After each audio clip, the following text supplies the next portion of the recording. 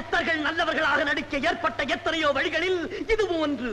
அறிவேன், ஆகப்போகும் முடிவை உடன் அறிவேன். ஊருக்கு பேருக்கும் நாடகத்தை நடத்தி காட்டு. நீ குற்றவாளிதானே? உன்னை கொல்ல தவறிய குற்றவாளி. எடக்கு பேச்சு வேண்டாம், நேர்மையான பதில் தேவை. கும்பனியாரின் கட்டளைக்கு நீ ஏன் அடங்கவில்லை? கும்பனி என்பது வாங்கவும் விற்கவும் வந்த ஒரு வர்த்தக ஸ்தாபனம். அதற்குள் அடங்க வேண்டுவது பொருள்கள், புருஷர்கள் அல்ல. கடைசியாக நாங்கள் வாங்கியிருப்பது அரசுரிமை. உரிமையை வாங்குவதோ விற்பதோ எங்களுக்கு பழக்கமில்லை. எவனாவது விற்றிருந்தால் அவனிடம் போய் கேட்டிருக்க வேண்டும் இந்த கேள்வியை.